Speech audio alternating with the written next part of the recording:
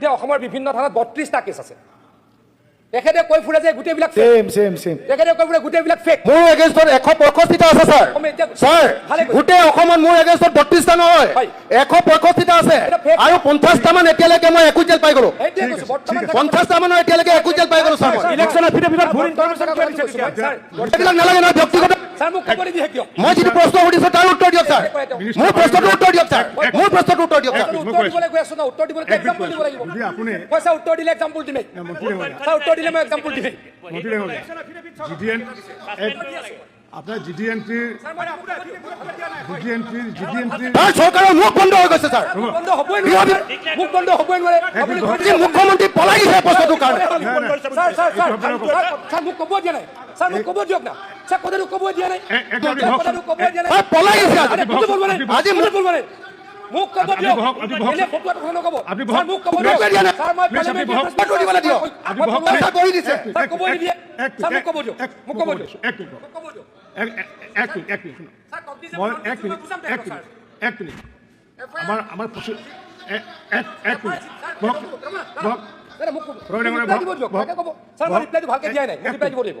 কথা কব দিয়ক 1 মিনিট ডেকা মানৱ ডেকা 1 মিনিট আমাৰ প্ৰচিডিঙৰ পৰা তেখেতে কৈছে মুখ্যমন্ত্ৰী ডাঙৰীয়া পলাই গৈছে এই কথাটো আমি উদ্ধাৰ কৰিছোঁ এক্সপ্লেইন কৰিছোঁ কাৰণ কিয় ঠিক মোক ক'ব দিয়ক মই কৈ আছোঁ এইটো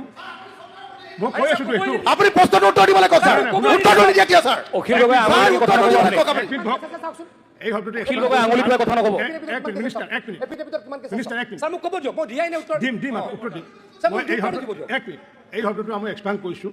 আৰু মুখ্যমন্ত্ৰী ডাঙৰীয়া বিভিন্ন সময়ত বিভিন্ন দায়িত্ব পাৰ্লিয়ামেণ্টাৰী এফেয়াৰ্ছত দি যাব পাৰে তেখেতক দায়িত্ব দিছে এটা ৰিপ্লাই দিয়ক স্যাৰ মই মোক অকমান ক'ব দিব ৰিপ্লাই স্যাৰ বিএনএছত কি হ'ল স্যাৰ বিএনএছত কোৱা হ'ল যে বহু কেছ স্যাৰ ফেক কেছ বুলি কয় বহু ব্যক্তিয়ে এজন মানুহক অন্যায় কৰিবলৈ মিছাকে কেছ দিয়ে গতিকে বিএনএছৰ অধ্যক্ষ ডাঙৰীয়াক কি কোৱা হ'ল যে যদি কিবা কেছ থানাৰ অ'চিয়ে ভাবে যে এই কেছটো কগনিজেবল নহয় নন কগনিজেবল মই সুধি আছো জিডিএনটি সংখ্যা কিমান ৰিপ্লাই দিয়ক না স্যাৰ জিডিএনটি সংখ্যাটো সুধিছো স্যাৰ ক'ব দিয়ক আপুনি পিছত সুধিব জিডিএনটি নাম্বাৰ কথা সোধাই নাই ক'বলৈতো দিব লাগিব স্যাৰ জিডিএনটিটো মই বুজাই আছো তেখেতক তেখেতে যেতিয়া কোৱা শেষ হ'ব মই মই জনাম নহয় আপোনাক স্যাৰ উত্তৰটো ক'ব নিদিয়ে মহাপৌৰে চব জানে ফাদিল হ'ব স্যাৰ আজি স্যাৰ মই ডাঙৰ কথা ফাদিল কৰি আছো স্যাৰ স্যাৰ এফিডেভিটত তেওঁ ভুলকৈ কৈছে তাতে এইমাত্ৰ ক'লে তেখেতৰ 65টা 150 কেছ আছে স্যাৰ ইলেকশ্যন এফিডেভিটত তেওঁ দি দিছে মাত্ৰ 23টা কেছ এই সেইটোৱে কৈছোঁ সেই ডাঙৰ ফাদিল হ'ব স্যাৰ তদন্ত হ'ব লাগে মহোদয় তেওঁ সদস্যতা বাতিল হ'ব লাগে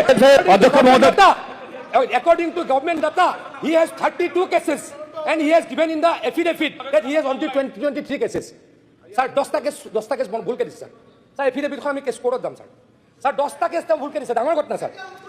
স্যাৰ এতিয়া মই উত্তৰ দিম স্যাৰ জিডিএনটি মানে কি স্যাৰ জিডিএনটি মানে কি স্যাৰ জিডিএনটি মানে কৈ আছো স্যাৰ জিডিএনটি স্যাৰ ক'বই নিদিয়ে প্লিজ স্যাৰ জিডিএনটি মানে কি জেনেৰেল এন্ট্ৰি স্যাৰ থানাখনৰ এলেকাত 24 ঘণ্টাৰ ভিতৰত যি হৈছে যিকোনো হৈছে এন্ট্ৰি কৰিব লাগে তাত কেছেই হওক ক'ৰবাত যদি এখন দোকানো জ্বলি গৈছে বা যিকোনো এটা ঘটনা হৈছে যদি থানাত খবৰ পাইছে এইটো জেনেৰেল এন্ট্ৰি হ'ব লাগে ৰাতি 12টাৰ ভিতৰত জেনেৰেল এন্ট্ৰি কৰিবই লাগিব ফুল্লি ডিজিটেলাইজ অধ্যক্ষ ডাঙৰীয়া আজিকালি সেই কাগজত লিখা নিয়ম নাই বোলে আজি জিডিএনটি নকৰিলে আৰে মোক ক'ব নিদিয়ে আপুনি ক'লেই বস্তুটো আপোনাৰ ফাদিল হৈ যায় কাৰণে ক'ব দিয়ক বুজাব দিয়ক স্যাৰ জেনেৰেল এন্ট্ৰি আৰু এফআইআৰটো বেলেগ বস্তু স্যাৰ যেতিয়া বিএনএছত এইটো লক্ষ্য কৰিলে বহুত মানুহক স্যাৰ জাপি দিয়া হয় স্যাৰ তেওঁৱে কৈ থাকে ফেক এনকাউণ্টাৰ তেওঁৱে কৈ থাকে ফেক কেছ এই ফেক কেছ ৰাখিবলৈ অধ্যক্ষ ডাঙৰীয়া কি কৰা হ'ল যে যদি অ'চিয়ে ভাবে যে এই কেছটোৰ কোনো যথাযোগ্যতা নাই এই কেছটোৱে মানুহ এজনক কষ্ট দিবলৈ কৰিছে তেতিয়া তেওঁ ডিএছপিৰ পৰা পাৰ্মিশ্যন ল'ব লাগিব স্যাৰ ডিএছপিৰ পৰা পাৰ্মিশ্যন ল'ব লাগিব without permission from the DSP তেওঁ কেছটো হেৰি কৰিব নোৱাৰে তেওঁ ফৰৱাৰ্ড কৰিব নোৱাৰে এনকুৱাৰী কাৰণে দিব নোৱাৰে যদি ডিএছপিয়ে স্যাৰ যদি ৰেগুলাৰাইজ কৰে বা গো এহেড দিয়ে তেতিয়া তেওঁ এজন আয়োগ দি সেই কেছটোৰ 14 দিনৰ ভিতৰত প্ৰিলিমিনাৰী এনকুৱাৰী কৰিব আৰু যদি তাতে ভাবে যে এইটো কগনিজেবল তেতিয়া এফআইআৰ হ'ব আৰু যদি ভাবে এইটো কগনিজেবল নহয় এফআইআৰ নহয় স্যাৰ এতিয়া কথাটো কওঁ মানুহ এজনে ভাবিব পাৰে যে মোৰ কেছটো আয়োজনে বা অচিজনে অলপ গণ্ডগোল কৰি ৰেজিষ্টাৰ নকৰিলে তেতিয়া তেওঁ এছপিৰ ওচৰলৈ যাব পাৰিব স্যাৰ আৰু নহ'লে স্যাৰ কোৰ্টলৈ যাব লাগিব চিআৰ কোৰ্টটো পাৰিব স্যাৰ যিজন মানুহে ভাবে যে মোক বঞ্চিত কৰা হৈছে মোক কষ্ট দিয়া হৈছে মোৰ কেছটো ৰেজিষ্টাৰ নকৰি তেওঁ যাব পাৰিব এছপি লৈতাৰলৈকে তেওঁ যাব পাৰিব কোৰ্টলৈকে স্যাৰ এইখিনি আছেই কিন্তু স্যাৰ মই আকৌ কৈছোঁ যে এই অখিল গগৈ ডাঙৰীয়াই কয় তেওঁৰ বিৰুদ্ধে এসোপা কেছ চব ফেক কেছ তেওঁ সদায় কয় চুৰ মাৰিলেও ডকাইত মাৰিলেও কয় বোলে fake encounter fake encounter fake encounter এইখিনি প্ৰতিৰোধ কৰিবলৈ অধ্যক্ষ ডাঙৰীয়া এই FIR-টোক 14 দিনৰ কাৰণে প্ৰিলিমিনাৰী এনকুৱাৰী কৰাৰ ব্যৱস্থা কৰা হৈছে আকৌ কৈছোঁ অধ্যক্ষ ডাঙৰীয়া GD এণ্ট্ৰিটো হৈছে জেনেৰেল ডায়েৰী এণ্ট্ৰি এইটো থানাটোৰ ভিতৰত থানাৰ এলেকাত যি হয় যিকোনো ঘটনা কেছ দিলেও স্যাৰ এখেতক এলপি স্কুলত পঢ়াবলৈ পঠিয়াই দিয়ক স্যাৰ কৰিব লাগে অধ্যক্ষ ডাঙৰীয়া স্যাৰ এখেতক এলপি স্কুলত আমাক যিটো সুধিছো সেইটো উত্তৰ দিয়ক স্যাৰ এণ্ট্ৰি দিছোঁ আপোনাক এখেতক এলপি স্কুললৈ পঠিয়াই দিয়ক স্যাৰ আপুনি আৰে বহক। কথা ক'বলৈ আহিছে আপুনি। ছাৰ এতিয়া মই এটা কথা কওঁ ছাৰ তেখেতে ছাৰ এফিডেভিটত ভুলকে দিছে ঠিক আছে ছাৰ এতিয়া এফিডেভিটত GD ভুলকে দিছে ছাৰ তেখেতৰ ইলেকশ্যনটো কেঞ্চেল হ'ব লাগে ঠিক আছে ছাৰ ইলেকশ্যনটো কেঞ্চেল হ'ব লাগে উত্তৰ- ছাৰ কোনো ঠিক পধ্যে আছে। মই আকৌ কৈছোঁ মই উত্তৰটো দিলোৱে কি উত্তৰ দিব লাগে বুজাক ভালকৈ বুজাব পাৰে আপুনি নুবুজো বুলি ভাবিছে কি বুজাম আপোনাক উত্তৰটো মই দিলোৱে GD এণ্ট্ৰিটো ছাৰ বেলেগ বস্তু FIR-টো বেলেগ বস্তু গতিকে FIR-টো ছাৰ মানুহক অযথা কষ্ট দিবলৈ সংখ্যা কিমান GD এণ্ট্ৰি আপুনি মোক দিছে FIR সংখ্যা কিমান দিছে GD এণ্ট্ৰিৰ সংখ্যা কিমানটো লাগে মোক আপুনি GD এণ্ট্ৰিৰ সংখ্যাটো ক'ত দিলে তাৰ সংখ্যাটো দিয়ক মোক নাই দিয়াই নাই আপুনি এতিয়া সুধিছো সাপ্লিমেন্টাৰী কুৱেশ্যন আপুনি সোধা নাই সাপ্লিমেন্টাৰী কুৱেশ্যন ভয় খাব নালাগে কি মানুহ ছাৰ? আপোনালোকৰ ভাণ্ডাৰ ইতিমধ্যে ছাৰ, ফুটি ছাৰ, গৈছে ছাৰ, জনা মানুহে ইতিমধ্যে গম পাই গৈছে ছাৰ, যে এই চৰকাৰখন ছাৰ, 2 নম্বৰী চৰকাৰ ছাৰ, এটা কথা ছাৰ, এক মিনিট। এটা উত্তৰটো দিবলৈ দিয়ক না। থানা কিমান আছে? এক মিনিট। 300 মান আছে। এক ছাৰ, মিনিট। অসমত 300খন মিনিমাম থানা আছে তাত GD এণ্ট্ৰি কিমান 1 মিনিটত দিব গম পাৰি পাইছোঁ ছাৰ 1 মিনিটত দিব পাৰি ঠিক আছে, মই গম পাইছোঁ। কি বুজি পাই ছাৰ ঠিক আছে, মই- ছাৰ 1 মিনিটত মই মই ক'ব উলিয়াই পাৰিম দি উত্তৰটো আছোঁ। আপুনি GD কওক আনি দিম। এণ্ট্ৰিটো এক মিনিট মন্ত্ৰী ডাঙৰীয়া GD এণ্ট্ৰিটো আপুনি ছাপ্লিমেণ্টাৰী সোধাৰ লগে লগে তেখেতে কেনেকৈ ক'ব পাৰিব কেনেকৈ আনি দিম? সেই GD এণ্ট্ৰিৰ কথাটো তেখেতে আপুনি ছাপ্লিমেণ্টাৰী সোধাৰ লগে কেনেকৈ ক'ব পাৰিব আৰে তেখেতে? কেনেকৈ দিলে? ছাৰ কুৱেশ্যনটো চাই লওক 2 নম্বৰটো ছাৰ মই গাই দিওঁ 2 নম্বৰটোত মই লিখিছোঁ যে চলিত 2026 চনত চৰকাৰে অসমত অপৰাধৰ সংখ্যা 28% হ্ৰাস পাইছে বুলি যি দাবী কৰিছে সেই পৰিসংখ্যা প্ৰস্তুত কৰোঁতে কেৱল নিয়মীয়া এজাহাৰ FIR সমূহকে গণনা কৰা হৈছে নে থানাসমূহৰ পঞ্জীয়ন হোৱা প্ৰতিটো GD এণ্ট্ৰি আৰু NC গোচৰ সংখ্যাকো ইয়াত অন্তৰ্ভুক্ত কৰা হৈছে নাম্বাৰটো ক'ত বিচাৰিলে ছাৰ কওক অ' নাম্বাৰটো বিচাৰিলে ছাৰ আপুনি LP স্কুলৰ পৰা আকৌ পঢ়কে আপুনি LP স্কুলৰ পৰা আকৌ পঢ়কে আপুনি সিমান কন্দৰী বুদ্ধি নাই মন্ত্ৰী কিয় কৈছে ছাৰ মই চাৰিবাৰ আপোনাৰ এই কন্দৰী বুদ্ধি নাই কিয় মন্ত্ৰী কৈছে ছাৰ মোক আপুনি ছাৰ ছাৰ আপুনি এইটো প্ৰশ্নটো কি বুজিলে বুজি নাপায় ছাৰ আণ্ডাৰষ্টেণ্ডিং নাই ছাৰ বুজি নাপায় ছাৰ বুজি নাই পোৱা মই সুধিছোঁ GD এণ্ট্ৰি আৰু NC দুইটা সুধিছোঁ ছাৰ লগতে FIR সুধিছোঁ ছাৰ এতিয়া মোক সংখ্যাটো লাগে ছাৰ দিয়ক ছাৰ সংখ্যাটো দিয়ক ছাৰ আপুনি বহক আপুনি বহক ছাৰ মোৰ ছেকেণ্ড ছাপ্লিমেণ্টাৰী আছে প্ৰথমটোকে উত্তৰটো দি লওক ছাৰ আপোনাৰ প্ৰথমটো দি লওক ছাৰ আপুনি GD এণ্ট্ৰিৰ কথা কৈছে GD এণ্ট্ৰিৰ সংখ্যাটো এতিয়া দিব পৰা নাই কাৰণ এইটো ইমান খুদাই নাই তেওঁ ক'ব দিম ছাৰ ছাৰ খুদাই নাই মই সম্ভৱ ক'ব নহয় এইটো দিবলৈ কওক ছাৰ ছাৰ খুদাই নাই মই ক'ব দিম আপুনি বেলেগ ডিভাইচত দিবলৈ কওক ছাৰ খুদাই নাই মই ক'ব দিম বেলেগ ডিভাইচত সময়ত- আপোনাৰ খুদাই নাই ডিছক্ৰিমিনেটৰী পাৱাৰ আছে ছাৰ এইটো আপোনাৰ পৰৱৰ্তী সময়ত আপোনাৰ ডিছক্ৰেচন আছে এইটো মই সুধি ক'লো আপোনাক মই ক'লো ছাৰ, পৰৱৰ্তী ছাৰ, সময়ত আপোনাক GD এণ্ট্ৰিৰ নম্বৰটো সদনৰ মধ্যে দাখিল কৰা হ'ব। চুৰটো শেষ হৈ থাকিল ছাৰ তেখেতে তথ্য লুকুৱাই আমি নুলুকাওঁ ছাৰ জল পটপটকৈ ওলাই গ'ল আমাৰ ৰেকৰ্ডত আছে 32টা কেছ তেখেতৰ এগেইনষ্টত আছে তেখেতে ক'লে 165টা কেছ আছিলে অন ৰেকৰ্ড এইটো ভিডিঅ' আছে ছাৰ ছাৰ তেওঁ আৰে হ'ব না। ছাৰ ইলেকশ্যন এফিডেভিটত কিমান দি থৈছে মাত্ৰ 23টা কেছ ছাৰ গতিকে 21টা তথ্য কোনোৱে লুকুৱাই মাননীয় সদস্য অখিল গগৈ ডাঙৰীয়াই লুকুৱাই আমি নুলুকাওঁ ছাৰ এই সদস্যতা বাতিল হ'ব লাগে অখিল গগৈৰ ছাৰ আপুনি ছাৰ অকল চৰকাৰী পক্ষক উত্তৰটো দিবলৈ দিয়ে নেকি ছাৰ আপোনাৰ হৈছে ভুল উত্তৰটো দিবলৈ দিয়ে নেকি ছাৰ আপুনি চৰকাৰৰ এতিয়া হৈ কাম কৰে নেকি ছাৰ দীপক দাস দীপক দাস প্ৰথম কথাটো হ'ল GD এণ্ট্ৰি GD এণ্ট্ৰিটো হ'ল জেনেৰেল ডায়েৰী এণ্ট্ৰি এইটো ৰেগুলাৰ এইটো প্ৰচিডিউৰ মেইনটেইন কৰাৰ কাৰণে যদি এগৰাকী পুলিচ অফিচাৰে অপাৰেশ্যনটো যায় তেতিয়াও তেওঁ GD এণ্ট্ৰিটো তাৰমানে তেওঁ ৰেজিষ্টাৰ কৰি যাব লাগিব GD entry is not a sir criminal তেখেতে উত্তৰ দি আছে নেকি তেখেত মন্ত্ৰী নেকি ছাৰ তেখেত মন্ত্ৰী নেকি ছাৰ এক মিনিট বহক এজন মন্ত্ৰী ছাৰ ইয়াত বহিবলৈ দিয়ক প্লিজ বহক। ছাৰ হোম মিনিষ্টাৰ ওপৰত ইয়াত বহিবলৈ দিয়ক ছাৰ এজন হোম মিনিষ্টাৰ তাত বহিবলৈ দিয়ক ছাৰ ছাৰ ক'ৰ পৰা আহিছে হোম মিনিষ্টাৰজন নামটো আমি জানিব খোজো ছাৰ অসমৰ হোম মিনিষ্টাৰ মন্ত্ৰী নহয় আপোনাৰ এজন হোম মিনিষ্টাৰৰ নামটো জানিব খোজো ছাৰ হোম মিনিষ্টাৰৰ নামটো লাগে ছাৰ আমাক হোম মিনিষ্টাৰৰ নামটো লাগে Sit down. আপুনি আপুনি প্ৰশ্নটো কওক আপোনাৰ প্ৰশ্নটো চাব এটা কগনিজেবল এণ্ড নন কগনিজেবল যিটো উইদাউট ৱাৰেণ্ট এৰেষ্ট তেওঁ ছাপ্লিমেণ্টাৰী কুৱেশ্যন দিছিলে নেকি ছাৰ তেওঁ হোম মিনিষ্টাৰ নেকি আপুনি কৈ যাওক না প্ৰশ্ন সুধি আছে আপুনি কিয় কথা পাতি থাকে আৰু এওঁ জুলুঙৰ মেকুৰী এতিয়া ওলাব আপোনাৰ প্ৰশ্নটো কওক। কগনিজেবলটো হ'ল আপোনাৰ উইদাউট প্ৰশ্নটো পুলিচ কওক। কেন arrest That is the cognizable. Non-cognizable to whole with judicial permission case register কৰিব লাগে। এতিয়া কথাটো হ'ল cognizable non-cognizable definition নাজানে। CDNT to definition নাজানে। এতিয়া তেনেকে নাজানাকে তেওঁ এটা question put কৰিছে। First you should know what is the CDNT. আপোনাৰ প্ৰশ্নটো কি? মোৰ কথাটো হ'ল এই CDNT supplementary sir CDNT যেটো তেওঁ question put কৰিব পাৰিছে সেইটো কৰা নাই। cognizable আৰু non-cognizable কৰা নাই। গতিকে তেওঁ মিসলিড কৰি আছে যে সদনক। ঠিক কুৱেশ্যন নম্বৰ 5 তেওঁ মন্ত্ৰী তেওঁ স্যাৰ মন্ত্ৰী কুৱেশ্যন নম্বৰ 5 কুৱেশ্যন নম্বৰ তেওঁৰ নামটো কৈ দিয়ক স্যাৰ উত্তৰ সদনৰ স্যাৰ ৰখা হৈছে। মানৱ ডেকা তেওঁৰ নামটো কৈ দিয়ক স্যাৰ অধ্যক্ষ মহোদয়, তেওঁ গৃহমন্ত্ৰী স্যাৰ গৃহমন্ত্ৰী তেওঁ অধ্যক্ষ মহোদয়, আপুনি স্যাৰ চৰকাৰী পক্ষক ক'বলৈ দিয়ে স্যাৰ অধ্যক্ষ মহোদয় ক'ব দিছে মোক। অধ্যক্ষ মহোদয়, পবিত্ৰ সদনত যেতিয়া এজন সদস্যই কথা কয় সঁচা কথা ক'ব লাগে, হয় নে নহয়? তেখেতে 162টা কেছ আছে বুলি কৈছে, ইলেকশ্যন এফিডেভিটত 21টা দেখাইছে। ইনকুৱাৰী এটা দিব লাগে, তেওঁৰ মেম্বাৰশ্বিপ যাব লাগে। আপুনি ইনকুৱাৰী দিয়ক ইমিডিয়েটলি। এওঁৰ কি কোনটো এওঁটো এওঁ কি এইটো কি সাপ্লিমেন্টাৰি কৰিলে ঠিক, ব- এটা কোশ্চেন স্যাৰ স্যাৰ এটা কোশ্চেন হোম ডিপাৰ্টমেণ্টৰ কি আছে দায়িত্ব স্যাৰ মানৱ ডেকা অভিজ্ঞতা স্যাৰ মানৱ ডেকা সকলোৱে ফ্ৰড বুলি জানে নেক্সট স্যাৰ মানৱ ডেকা সকলোৱে ফ্ৰড বুলি জানে ফ্ৰড এক মিনিট ভক আৰে এক মই মিনিট আপোনাক ভক কৈছো, মানৱ ডেকা সকলোৱে কুৱেশ্যন নম্বৰ 5 স্যাৰ মানৱ আপুনি ক্ষমা খুজক। ভুল তথ্য দিয়াৰ কাৰণে ক্ষমা খুজক। তথ্যৰ ওপৰত এনকুৱাৰী হ'ব লাগে গগৈ প্লিজ বহক প্লিজ বহক next Aminul Haque Laskar question number 5 অধ্যক্ষ ডাঙৰীয়া, উত্তৰ সদনৰ দুটা হৈ গ'ল next question number 5 Aminul Haque Laskar তা সাপ্লিমেন্টাৰি বিচাৰি নাই হৈ গৈছে দুটা হৈ গৈছে অধ্যক্ষ মহোদয়, আমার কোয়েকশন আছিল যে সোনাই সমষ্টিতে আসাম মালার প্রজেক্ট আছে কিনা, যেটা উত্তর দেওয়া হয়েছে এটাতে আমি সন্তুষ্ট হইতে পারিনি। কারণ এখানে দেখানো বলা হয়েছে যে আসাম মালার প্রজেক্ট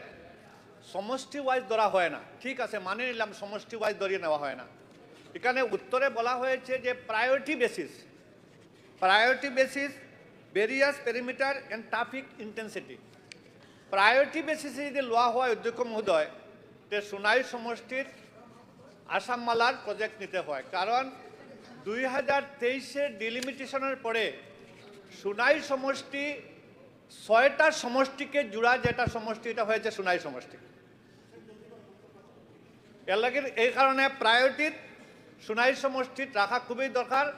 আর যদি ভেরিয়াস পেরিমিটার হয় তাহলে সোনাই সমষ্টি ক্রস করিয়ে এটা ভুবন এটা শিব মন্দির আছে, ওই শিব মন্দিরে হাজার হাজার শিবরাত্রির দিন সনাতনী তীর্থযাত্রীরা যান, কিন্তু এটাকে প্রায়োরিটি মানে ভেরিয়াস প্রায়োরিটি আপনার রাখতে হয়। এর জন্য আমি মন্ত্রী মহোদয়কে অনুরোধ করব যে লোক নির্মাণ বিভাগের দায়িত্ব আমার মুখ্যমন্ত্রী আছেন, উত্তরে আমার মন্ত্রী আছেন, ওই সোনাই সমষ্টিতে একটা আসাম মালার প্রজেক্ট দেওয়া সম্ভব হয় কি না হয় বিবেচনা করবেন আপনারা। আসাম মালা অধ্যক্ষ ডাঙৰীয়া, অসম মালা সমষ্টি ভিত্তিক নহয়। অসম মালা অধ্যক্ষ ডাঙৰীয়া 3টা ক্ৰাইটেৰিয়া হয় যে ডিষ্ট্ৰিক্টখনৰ 2টা বা 3টা সমষ্টিক লগ কৰিব পাৰি নেকি। অধ্যক্ষ ডাঙৰীয়া ছেকেণ্ড হয় ট্ৰেফিক। অধ্যক্ষ ডাঙৰীয়া, অসম মালা ৰাস্তাটোতো বনাই দিলে নহ'ব, তাত ট্ৰেফিক আছে নাই, মানে তাৰ গুৰুত্ব আছে নাই, ৰাস্তাটোৰ গুৰুত্ব আছে নাই। থাৰ্ড অধ্যক্ষ ডাঙৰীয়া প্ৰশ্নটো হ'ল যে অসম মালা বনাওঁতে, অসম মালাৰ ৰাস্তা বনাওঁতে কোনো ল্যান্ড একুইজিশ্যন কষ্ট দিয়া নহ'ব। অধ্যক্ষ ডাঙৰীয়া, ল্যান্ড একুইজিশ্যন কষ্ট দিয়া নহ'ব। বহুত জেগা আমি বহু সমষ্টিৰ পৰা পাওঁ, এইটো আমাক অনুৰোধ কৰে ডিপাৰ্টমেণ্টক, চৰকাৰক, ইয়াতে অসম মালাৰ ৰাস্তা এটা ধৰিব লাগে। তাৰপাছত আমি কি কৰোঁ যে আমি তাত ফিজিবিলিটি ৰিপৰ্টৰ কাৰণে প্ৰতিবেদন বিচাৰোঁ। তেতিয়া কয় যে ইয়াতে ৰাস্তাটো বনাব লাগে, কিন্তু ল্যান্ড একুইজিশ্যনৰ সমস্যা আছে, আৰু ল্যান্ড একুইজিশ্যনৰ টকা গভৰ্ণমেণ্টে ব্যয় কৰি অধ্যক্ষ ডাঙৰীয়া অসম মালাৰ ৰাস্তা নবনায়। যদি এই 3টা ক্ৰাইটেৰিয়া কেতিয়াবা উপলব্ধ হয়, প্ৰথম কথা কৈছোঁ ইম্পৰ্টেঞ্চ, মানে কিমান ট্ৰেফিক আছে। ছেকেণ্ড অধ্যক্ষ ডাঙৰীয়া 2টা বা 3টা সমষ্টি লাগিব ডিষ্ট্ৰিক্টখনৰ। থাৰ্ড অধ্যক্ষ ডাঙৰীয়া, যদি ল্যান্ড একুইজিশ্যনৰ কষ্ট দিব নালাগে, ডেফিনেটলি আমি ভৱিষ্যতে আপোনাৰ সমষ্টিত বা লখিমপুৰ সমষ্টিত আমি অসম মালাৰ কাম ধৰিব পাৰিম। এই মুহূৰ্তত অধ্যক্ষ ডাঙৰীয়া এইকেইটা ক্ৰাইটেৰিয়া উপলব্ধ নোহোৱাৰ কাৰণে পৰা নাই। আপনার ক্রাইটেরিয়া ঠিক হলে এটা করা যাবে। যেটা আমার মন্ত্রী বলেছেন 3টা সমষ্টি, যেটা আমি সোনাবাড়ি থেকে মতিনগর পর্যন্ত। স্যার আমার এটা এডজমেন্ট মোশন আছে স্যার, এডজমেন্ট মোশন আছে এটা মোৰ মই কৈ আছো হয় স্যাৰ, এডজমেন্ট মোশন আছে স্যাৰ, মই কৈ আছো হয় এতিয়া কাৰ্য উপদেষ্টা সমিতিৰ প্ৰতিবেদন অসম বিধানসভাৰ প্ৰক্ৰিয়া আৰু কাৰ্য পৰিচালনা নিয়মাৱলীৰ নিয়ম 230 অধীনত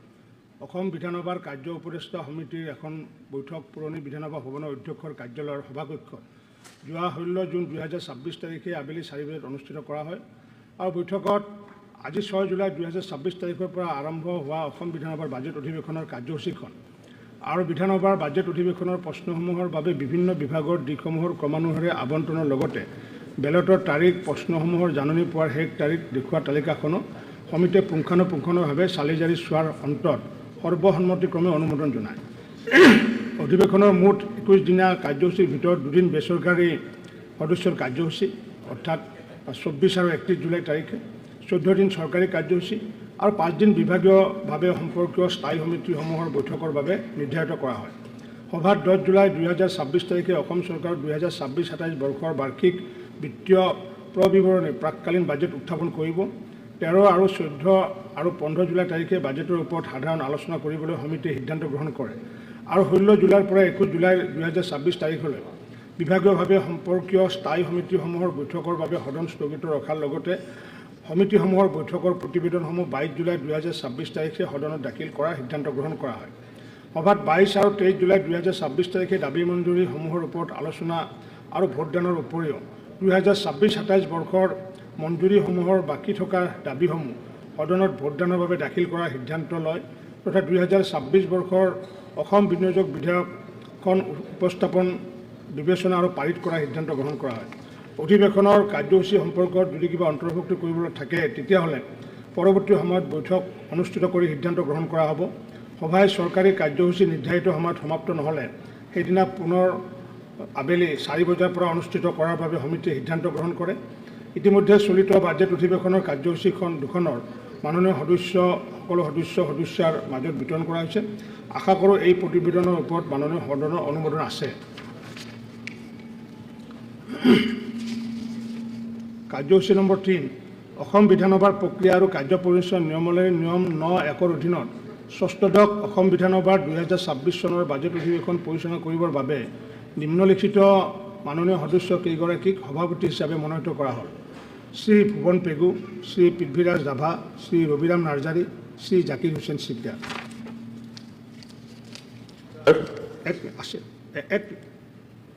অধ্যক্ষৰ প্ৰসংগ মাননীয় সদন এতিয়া মই দেশ তথা ৰাজ্যখনক গৌৰৱান্বিত কৰা কেইটামান উল্লেখযোগ্য প্ৰসংগ দাঙি ধৰিব বিচাৰিছোঁ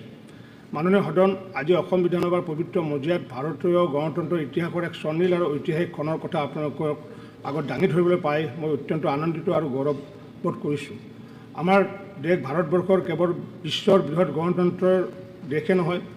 ইয়াৰ গণতান্ত্ৰিক ব্যৱস্থাৰ ভেটি সুদৃঢ় শেহতীয়াকৈ এই গণতন্ত্ৰৰ ইতিহাসত এক অন্যান্য আৰু অভূতপূৰ্ব অভিলেখ সৃষ্টি হৈছে আমাৰ দেশৰ মাননীয় প্ৰধানমন্ত্ৰী শ্ৰী নৰেন্দ্ৰ মোদী ডাঙৰীয়াই স্বাধীনোত্তৰ ভাৰতৰ ইতিহাসত আটাইতকৈ দীৰ্ঘদিন কাৰ্যনিৰ্বাহ কৰা প্ৰধানমন্ত্ৰী হিচাপে এক নতুন অভিলেখ গঢ়িবলৈ সক্ষম হোৱাৰ লগতে ভাৰতীয় গণতন্ত্ৰৰ ইতিহাসত গৌৰৱোজ্জ্বল অধ্যায়ৰ সূচনা কৰিলে গণতান্ত্ৰিক ব্যৱস্থাৰ জৰিয়তে দীৰ্ঘদিন ধৰি ক্ষমতাত অধিষ্ঠিত হৈ থাকিবলৈ হ'লে সাংগঠনিক বিচক্ষণতা নেতৃত্ব দিব পৰা দক্ষতা আৰু জনসাধাৰণৰ বিশ্বাসৰ প্ৰয়োজন নৰেন্দ্ৰ মোদী ডাঙৰীয়াৰ ক্ষেত্ৰত এই তিনিটা দিশ স্পষ্টভাৱে পৰিলক্ষিত হয় দেশৰ বিভিন্ন প্ৰান্তৰ জনসাধাৰণৰ মাজত গঢ়ি তোলা জনপ্ৰিয়তাই তেখেতৰ ৰাজনৈতিক সফলতাৰ অন্যতম ভিত্তি চলিত বৰ্ষৰ 10 জুন তাৰিখে মাননীয় প্ৰধানমন্ত্ৰী ডাঙৰীয়াই স্বাধীনোত্তৰ ভাৰতৰ প্ৰধানমন্ত্ৰী হিচাপে নিৰন্তৰভাৱে 4399 দিন সম্পূৰ্ণ কৰি ভাৰতৰ প্ৰথমগৰাকী প্ৰধানমন্ত্ৰী পণ্ডিত জৱাহৰলাল নেহৰু ডাঙৰীয়াই নিৰ্বাচিত প্ৰধানমন্ত্ৰী হিচাপে কাৰ্যনিৰ্বাহ কৰা 4398 দিনৰ অভিলেখ অতিক্ৰম কৰিলে এই ঐতিহাসিক ঘটনা কেৱল এটা পৰিসংখ্যাই নহয় বৰঞ্চ ই ভাৰতীয় জনসাধাৰণৰ অটুট বিশ্বাস আৰু সুস্থ সবল গণতান্ত্ৰিক প্ৰক্ৰিয়াৰ এক সফল নিদৰ্শন প্ৰধানমন্ত্ৰী মোদী ডাঙৰীয়াৰ এই কৃতিত্বৰ আঁৰত আছে দেশ মাতৃৰ প্ৰতি থকা তেখেতৰ আকুণ্ঠ প্ৰেম ত্যাগ কৰ্মনিষ্ঠ আৰু দেশৰ প্ৰতি থকা তেওঁৰ সেৱাৰ মনোভাৱ মোদী ডাঙৰীয়াৰ সবল নেতৃত্বত বিশ্বমঞ্চত ভাৰতৰ স্থিতি শক্তিশালী হৈ উঠাৰ লগতে দেশৰ অৰ্থনীতি কূটনীতি আৰু কৌশলগত স্বাৰ্থক অগ্ৰাধিকাৰ দি ভাৰতক এক উদীয়মান বিশ্বশক্তি হিচাপে প্ৰতিষ্ঠা কৰাৰ অহপুৰুষাৰ্থ প্ৰচেষ্টা অব্যাহত আছে তেখেতৰ দূৰদৰ্শিতা আৰু উন্নয়নমুখী দৃষ্টিভংগীয়ে অনাগত দিনত ভাৰতবৰ্ষক বিশ্বৰ শীৰ্ষতম স্থানত উপনীত কৰিবলৈ সক্ষম হ'ব দেশৰ উপৰিও সমগ্ৰ বিশ্বত জনপ্ৰিয় তথা কৰ্মদক্ষ নেতা হিচাপে খ্যাতি লাভ কৰা প্ৰধানমন্ত্ৰী মোদী ডাঙৰীয়াক ছৌদি আৰবৰ সৰ্বোচ্চ অসামৰিক সন্মান শ্বাহ অফ কিং আব্দুল আজিজৰ লগতে ৰাছিয়া, পেলেষ্টাইন, আফগানিস্তান, UAE, মালদ্বীপ, Bahrain, Bhutan, Fiji, Egypt, France আৰু গ্ৰীচৰ লগতে বহু দেশ বিদেশী ৰাষ্ট্ৰই নিজ নিজ দেশৰ বিশিষ্ট অসামৰিক সন্মানেৰে সন্মানিত কৰিছে। অসম বিধানসভাৰ হৈ মই প্ৰধানমন্ত্ৰী শ্ৰীযুত নৰেন্দ্ৰ মোদী ডাঙৰীয়াক আন্তৰিক অভিজ্ঞতা জ্ঞাপন কৰাৰ লগতে তেখেতৰ কৰ্মদক্ষতাৰ শলাগ লৈ সদনৰ এই পবিত্ৰ মজিয়াৰ পৰা তেখেতৰ সুস্বাস্থ্য দীৰ্ঘায়ু কামনা কৰিলোঁ। মাননীয় সদন, বিগত 10 জুন তাৰিখে অসমৰ ৰাজ্যখনৰ সাংস্কৃতিক ক্ষেত্ৰখনলৈ এটা সুখবৰ কঢ়িয়াই আনিলে। সংগীত নাটক একাডেমীয়ে ঘোষণা কৰা 2024-25 বৰ্ষৰ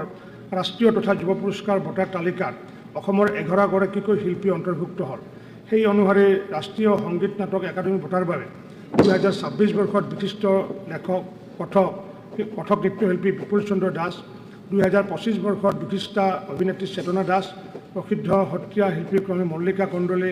আৰু ভাস্কৰ জ্যোতি ওজাক নিৰ্বাচিত কৰা হৈছে। ইয়াৰ লগতে ওস্তাদ বিছমিল্লা খান যুৱ পুৰস্কাৰ বঁটাৰ বাবে 2024 বৰ্ষত সত্ৰীয়া শিল্পী মীনাক্ষী মেধি, লোকসংগীত শিল্পী দিলীপ হীৰা, নাট নিৰ্দেশক বিদ্যুৎ কুমাৰ নাথক নিৰ্বাচিত কৰাৰ বিপৰীতে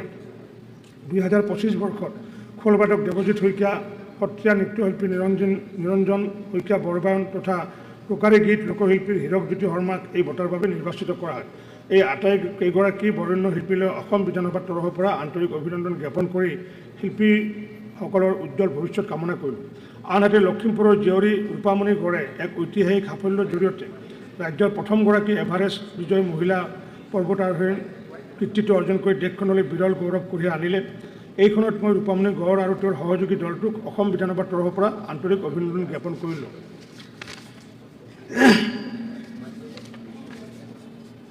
মাননীয় সদন, মই এটা বিগত 4 জুন 2026 তাৰিখে অনুষ্ঠিত হোৱা বিধানসভাৰ সৰ্বদলীয় বৈঠকত গ্ৰহণ কৰা এটা গুৰুত্বপূৰ্ণ সিদ্ধান্ত আপোনালোকক অৱগত কৰিবলৈ বিচাৰিছোঁ। আপোনালোকে অৱগত যে বিধানসভাত সদনৰ দলপতি তথা মুখ্যমন্ত্ৰী আৰু বিৰোধী দলৰ দলপতিগৰাকীয়ে এক সুকীয়া মৰ্যাদা লাভ কৰে। সদনত তেখেতসকলৰ ভূমিকা আৰু বক্তব্যৰ বিশেষ গুৰুত্ব আছে। বহু ক্ষেত্ৰত দেখা যায় তেখেতসকলৰ বক্তব্য ৰখাৰ সময়ত কিছু সদস্যই নিজ বক্তব্য তথা আচৰণেৰে তেখেতসকলক ব্যতিব্যস্ত কৰি তোলে। সদনত সদস্যসকলৰ এনে আচৰণ সদনৰ নিয়মাৱলীৰ নিয়ম 275(11)ৰ পৰিপন্থী আৰু এনে আচৰণে সদনৰ গৰিমা লাঘৱ কৰাৰ লগতে এক অশুভ পৰম্পৰা সৃষ্টি কৰে। সেয়েহে সদনৰ গৰিমা অক্ষুণ্ণ ৰখাৰ স্বাৰ্থত উক্ত সৰ্বদলীয় সভাই সদনৰ দলপতি অৰ্থাৎ মুখ্যমন্ত্ৰী তথা বিৰোধী দলৰ দলপতি ডাঙৰীয়াই বক্তব্য ৰাখি থকাৰ সময়ত কোনো বিধায়কে এনে আচৰণ প্ৰদৰ্শন কৰিলে অধ্যক্ষ কঠোৰ হৈ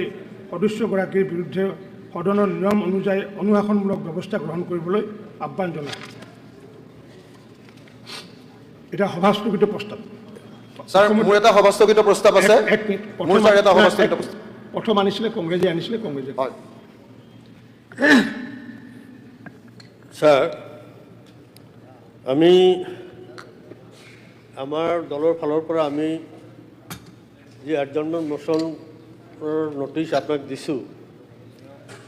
গতিকে এডমিছিবিলিটিৰ ওপৰত মই অলপ ক'ব বিচাৰিছোঁ। অধ্যক্ষ মহোদয়, আজি মই এই পবিত্ৰ সদনত অসমৰ জনসাধাৰণৰ এক অত্যন্ত স্পৰ্শকাতৰ জৰুৰী আৰু জনস্বাৰ্থজড়িত বিষয়ৰ ওপৰত আমাৰ দলৰ তৰফৰ পৰা অনা স্থগিত প্ৰস্তাৱটো আলোচনাৰ বাবে গ্ৰহণ কৰিবলৈ আপোনাক সজোৰে অনুৰোধ জনাবলৈ থিয় হৈছোঁ। মহোদয়, বৰ্তমান সমগ্ৰ অসমত অনিয়মীয়া বিদ্যুৎ যোগান, দিনটোত অনেকবাৰ বিদ্যুৎ কৰ্তন, বিদ্যুৎ বিভাগৰ লোকভাকু আৰু অনুন্নত মানৰ ট্ৰান্সফৰ্মাৰৰ বাবে সৃষ্টি কৰা ভয়াৱহ পৰিস্থিতিয়ে এক ৰাজহুৱা জৰুৰীকালীন অৱস্থাৰ সৃষ্টি কৰিছে। বিধানসভাৰ কাৰ্যপ্ৰণালী নিয়মাৱলীৰ অধীনত এই বিষয়টোৱে এটা স্থগিত প্ৰস্তাৱৰ বাবে প্ৰয়োজনীয় সকলো চৰ্ত পূৰণ কৰে। ই এক নিৰ্দিষ্ট ডেফিনিট জৰুৰী, আৰ্জেণ্ট আৰু গুৰুতৰ ৰাজহুৱা গুৰুত্বপূৰ্ণ পাব্লিক ইম্পৰ্টেঞ্চ বিষয়। সেয়েহে সদনৰ নিয়মীয়া কাৰ্যসূচী স্থগিত ৰাখি ইয়াৰ ওপৰত বিতং আলোচনা হোৱাটো অত্যন্ত প্ৰয়োজনীয়। অধ্যক্ষ মহোদয়, চৰকাৰে স্মাৰ্ট মিটাৰ লগাই গ্ৰাহকৰ পৰা নিয়মীয়াকৈ মোটা অংকৰ বিল সংগ্ৰহ কৰিছে, কিন্তু ইয়াৰ বিপৰীতে ৰাইজে কি পাইছে? 24 ঘণ্টীয়া বিদ্যুতৰ প্ৰতিশ্ৰুতি দিয়া চৰকাৰৰ দিনত আজি অসমৰ ৰাইজে 24 মিনিটৰ বাবেও নিৰৱচ্ছিন্ন বিদ্যুৎ লাভ কৰিবলৈ সক্ষম হোৱা নাই। গৰমৰ দিনত বিজুলীৰ এই লোকভাকুৱে সাধাৰণ জনজীৱন অতিষ্ঠ কৰি তুলিছে। বিশেষকৈ আমাৰ ছাত্ৰ ছাত্ৰীসকলৰ পঢ়া শুনাত ব্যাঘাত জন্মিছে। চিকিৎসালয়ত ৰোগীৰ হাহাকাৰ অৱস্থা হৈছে। ক্ষুদ্ৰ উদ্যোগসমূহৰ বন্ধ হোৱাৰ উপক্ৰম হৈছে। বিজুলী কেতিয়া আহে কেতিয়া যায় তাৰ কোনো সময়সূচী নাই। মহোদয়, এতিয়া মই আপোনাৰ জৰিয়তে সদনত এই খণ্ডটোৰ কিছুমান চৰকাৰী পৰিসংখ্যা দাঙি ধৰিব খুজিছোঁ, যাৰ পৰা ৰাজ্যত প্ৰকৃত ছবিখন স্পষ্ট হৈ পৰিব। বিদ্যুতৰ প্ৰয়োজন বা চাহিদা। অসমত বৰ্তমান গৰমৰ দিনবোৰত বিদ্যুতৰ সৰ্বোচ্চ চাহিদা প্ৰায় 2880 মেগাৱাটৰ পৰা 3000 মেগাৱাটলৈ বৃদ্ধি পাইছে। ৰাজ্যৰ নিজা উৎপাদন। অতি পৰিতাপৰ বিষয় যে ইমান বিশাল চাহিদাৰ বিপৰীতে অসম চৰকাৰৰ নিজা বিদ্যুৎ উৎপাদন প্ৰতিষ্ঠান APGCL উৎপাদন ক্ষমতা অত্যন্ত সীমিত। ৰাজ্যখনৰ নিজা জলবিদ্যুৎ আৰু তাপ বিদ্যুৎ প্ৰকল্পসমূহৰ পৰা উৎপাদিত বিদ্যুৎ মাত্ৰ 450 পৰা 500 মেগাৱাটৰ ভিতৰতহে সীমাবদ্ধ থাকে, অৰ্থাৎ আমাৰ চাহিদাতকৈ 2500 মেগাৱাট বিদ্যুৎ কমকৈ উৎপাদিত হয়। বাহিৰৰ পৰা বিদ্যুৎ ক্ৰয়। এই বিশাল নাটনি পূৰণ কৰিবলৈ অসম শক্তি বিতৰণ কোম্পানীয়ে APDCL কেন্দ্ৰীয় চৰকাৰৰ কোটা বিভিন্ন দীৰ্ঘম্যাদী চুক্তি মুকলি বজাৰৰ পৰা চৰা দামত বিদ্যুৎ ক্ৰয় কৰিব লগা হৈছে। ইয়াৰ বাবে অসম চৰকাৰে দৈনিক প্ৰায় 19 কোটি টকা কেৱল বাহিৰৰ পৰা বিদ্যুৎ কৰিবলৈকৈ খৰচ কৰিব লগা হৈছে। অধ্যক্ষ মহোদয়, মোৰ প্ৰশ্ন হ'ল, দৈনিক 19 কোটি টকা ৰাজকোষৰ পৰা খৰচ কৰাৰ পিছতো অসমৰ ৰাইজে কিয় নিয়মীয়া বিদ্যুৎ পোৱা নাই? গ্ৰাহকে মাহে মাহে হাজাৰ হাজাৰ টকাৰ বিল পৰিশোধ কৰাৰ পিছতো কিয় এই হাহাকাৰ? এই বৃহৎ পৰিমাণৰ ধন ক্ৰয় কৰা বিদ্যুৎ সঠিক ব্যৱহাৰ হৈছেনে নাই, ইয়াৰ আঁৰত কিবা বৃহৎ বিভ্ৰাট বা কুপৰিচালনা লুকাই আছে, তাক লৈ ৰাইজৰ মনত সন্দেহৰ সৃষ্টি হৈছে। মহোদয়,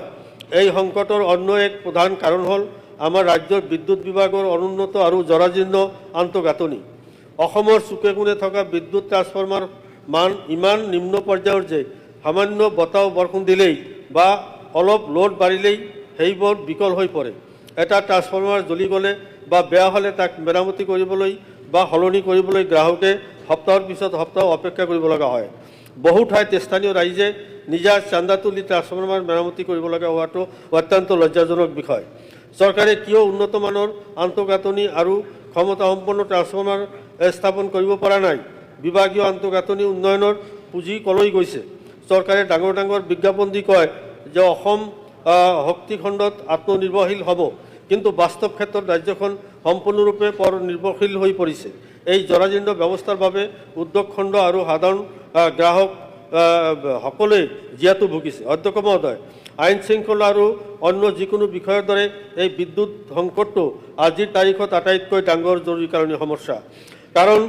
ই ৰাজ্যৰ প্ৰতিগৰাকী নাগৰিকক প্ৰতিটো পৰিয়ালক প্ৰত্যক্ষভাৱে প্ৰভাৱিত কৰিছে। সদন চলি থকা অৱস্থাত যদি আমি এই জৰুৰী পৰিসংখ্যা আৰু ৰাইজৰ এই জ্বলন্ত সমস্যাটো লৈ বিতং আলোচনা কৰিব নোৱাৰোঁ, তেন্তে এই সদনৰ প্ৰাসংগিকতা ক'ত থাকিব? জনপ্ৰতিনিধি হিচাপে ৰাইজৰ দুৰ্দশাৰ কথা সদনত উত্থাপন কৰাটো আমাৰ সাংবিধানিক কৰ্তব্য। সেয়েহে মই আপোনাক সজোৰে অনুৰোধ জনাইছোঁ, অনুগ্ৰহ কৰি আপোনাৰ বিশেষ ক্ষমতা প্ৰয়োগ কৰক। চৰকাৰ পক্ষৰ পৰম্পৰাগত উত্তৰ বা অজুহাত শুনাৰ আগতেই এই বিষয়টোৰ গুৰুত্ব বুজি আমাৰ স্থগিত প্ৰস্তাৱটো গ্ৰহণ কৰক। সদনৰ সকলো কাৰ্যসূচী কাষৰীয়া কৰি থৈ এই বিষয়ত এক মুক্ত আৰু দীঘলীয়া আলোচনাৰ সুযোগ দিয়ক, যাতে চৰকাৰে ইয়াৰ স্থায়ী সমাধানৰ বাবে আৰু বিপুল ধনৰ খৰচৰ হিচাপ লৈ সদনক স্পষ্টীকৰণ দিবলৈ বাধ্য হয়। অসমৰ লাখ লাখ ভুক্তভোগী জনসাধাৰণৰ স্বাৰ্থত আপুনি এই প্ৰস্তাৱটো গ্ৰহণ কৰিব বুলি মোৰ দৃঢ় বিশ্বাস। বিধায়ক অখিল গগৈ। আমি ৰাইজৰ দলৰ দুজন বিধায়ক অখিল গগৈ আৰু মেহবুব মুক্তাৰে আজি এটা সভা স্থগিত প্ৰস্তাৱ উত্থাপন কৰিছোঁ। মই সেই প্ৰস্তাৱৰ প্ৰয়োজনীয়তা, কিয় আন সকলো বিষয় বাদ দি এই প্ৰস্তাৱ ইয়াত আলোচনা হ'ব লাগে, সেই সম্পৰ্কে মই প্ৰথমতে ক'ব খুজিছোঁ। প্ৰথম কথা হ'ল যে মই যিটো কথা কৈছোঁ, যে আমি যিটো কথা কৈছোঁ সেইটো হ'ল যে যোৱা 4 বছৰত, যোৱা 2 বছৰত অসমত ছাত্ৰ ছাত্ৰীৰ সংখ্যা 2,12,768জন চৰকাৰী স্কুলত কমি গ'ল। কিন্তু যোৱা 4 বছৰত 2021-22 পৰা, অৰ্থাৎ এই নতুন চৰকাৰখন হিমন্ত বিশ্ব শৰ্মাৰ আগৰ চৰকাৰখন থকাৰ পৰা মাত্ৰ 4 বছৰত অসমৰ চৰকাৰী স্কুল আৰু চৰকাৰী সাহায্যপ্ৰাপ্ত স্কুলত 25,67,793 জন ছাত্ৰ ছাত্ৰীৰ সংখ্যা কমি গ'ল। মনত ৰাখিব দেই, 4 বছৰত 25,67,000 তাৰমানে 26 লাখ ছাত্ৰ ছাত্ৰী চৰকাৰী খণ্ডৰ বিদ্যালয়ত কমি গ'ল। সেইটো কথা মই কোৱা নাই, সেই কথাটো মিনিষ্ট্ৰী এইটো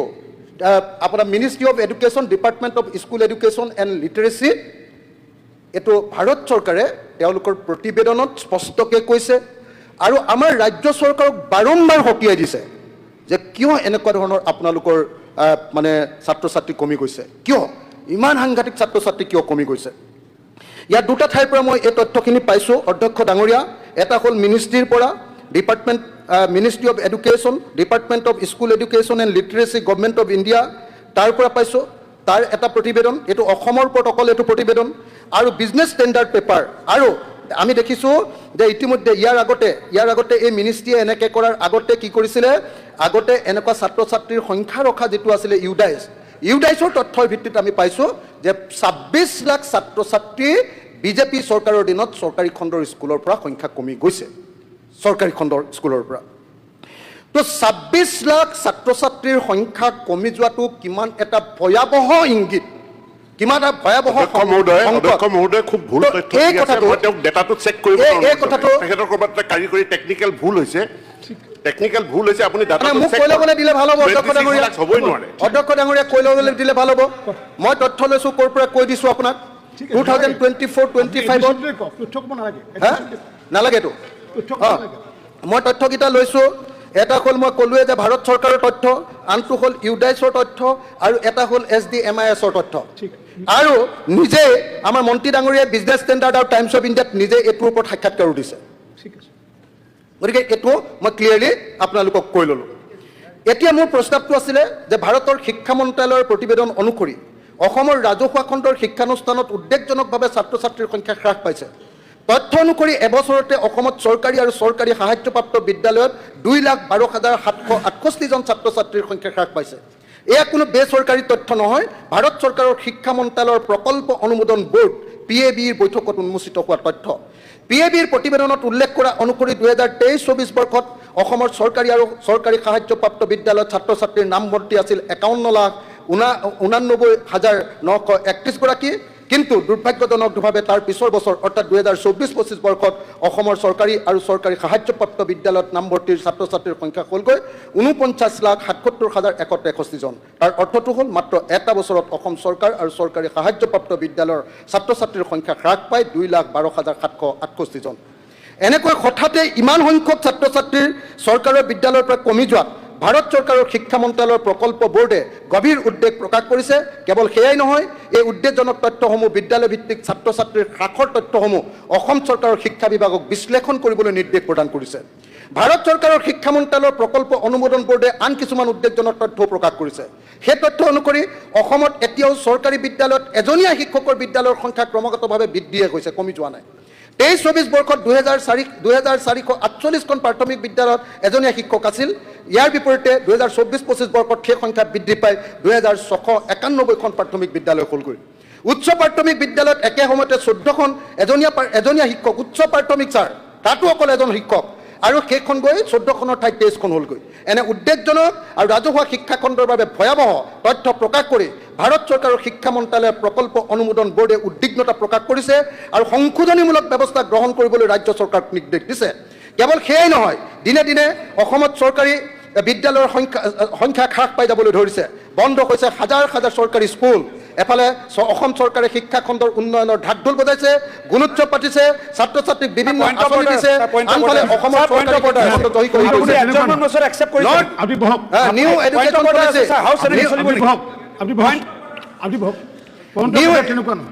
নিউ এডুকেশ্যন পলিচি বা নেশ্যনেল এডুকেশ্যন পলিচি খৰধৰকৈ প্ৰযোজ্য কৰি অসমত শিক্ষাগত সাংঘাতিক এক বিশৃংখল আৰু শিক্ষা অবিহনে বিভিন্ন আৰু অৰাজকতাৰ মাজত বক্তব্য দি থাকিলে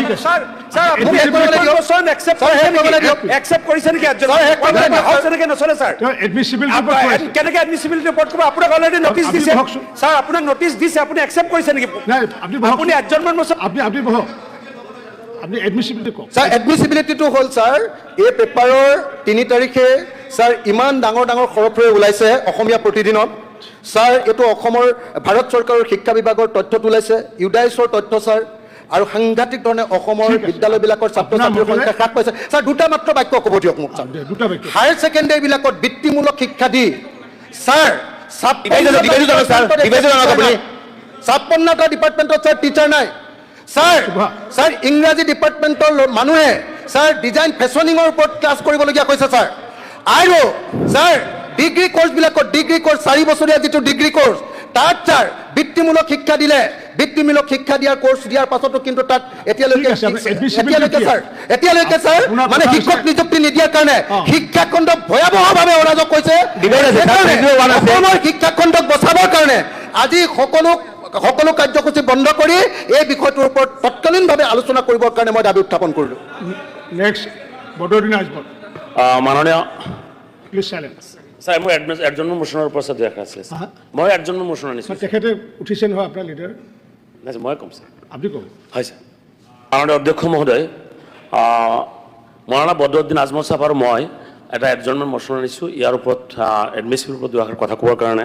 সুযোগ দিয়াৰ কাৰণে ধন্যবাদ মাননীয় অধ্যক্ষ মহোদয় আজি কিছুদিনৰ পৰা পেপাৰ পত্ৰিকা মিডিয়াত এটা গুৰুত্বপূৰ্ণ বিষয় মানে আপোনাৰ পাব্লিছ হৈ আছে এইটো হৈছে যে আপোনাৰ অসমৰ পৰা আপোনাৰ বিদেশী বিতৰণ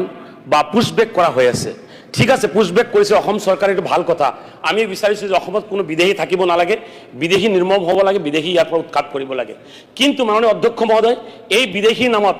স্বদেশী মানুহ ভাৰতীয় প্ৰকৃত ভাৰতীয় মানুহক যি অন্যায় অত্যাচাৰভাৱে ইয়াৰ পৰা বিতৰণ কৰাৰ কাৰণে ৰাতিৰ আন্ধাৰত সেই বাংলাদেশ বৰ্ডাৰত অমানৱীয়ভাৱে আপোনাৰ এৰি থৈ অহা হৈছে এইটো ক্লিয়াৰ ভায়োলেশ্যন অফ হিউমেন ৰাইটছ আৰু ইণ্টাৰনেশ্যনেল ল ভায়োলেশ্যন কৰিছে মাননীয় অধ্যক্ষ মহোদয় মই অনুৰোধ কৰিম বাংলাদেশৰ লগত এটা প্ৰত্যাৱৰ্তন চুক্তি অতি সোনকালে কৰি কিনে যদি ভাৰতীয় নাগৰিক যদি আপোনাৰ বিদেশী নাগৰিক ইয়াত আছে বাংলাদেশী নাগৰিক আছে থৈ আহক কিন্তু সেই থৈ অহাৰ নামত আমাৰ অসমৰ ছাৰ আপুনি যুগ ধৰি 100 বছৰ ধৰি বসবাস কৰা বিশেষকৈ মই এটা কথা ক'লে ছাৰ আপুনি আচৰিত হৈ যাব এজন খিলঞ্জীয়া ব্যক্তি ছাৰ নাম হ'ল তাইৰ সাকিনা বেগম বৰকৰ ছাৰ ঘৰ নলবাৰী সমষ্টিৰ বৰকৰ ঘৰ সেই মহিলাজনী আজিৰ পৰা 1 বছৰ আগত তাই বঙালী ক'ব নাজানে তাইক ধৰি লৈ কিনে বাংলাদেশৰ ছাৰ এই এখন ৰংপুৰ গাঁৱত এখন জেলত ৰখা হৈছে ছাৰ সেই মানুহজনীয়ে ইমান চিঞৰ বাখৰ কৰি কিনে কৈছে মই অসমৰ মানুহ মই বাংলাদেশ বুজি নাপাওঁ বাংলাদেশ কি বস্তু মোক ৰাতিৰ আন্ধাৰত ধৰি আনি কিনে অমানৱীয়ভাৱে মোক ইয়াত ৰখা হৈছে এইটো ছাৰ এই টিভিত ছাৰ পাব্লিছ হৈছে গতিকে মই এটা অনুৰোধ ৰাখিম এই সদনত মই সজোৰ অনুৰোধ ৰাখিম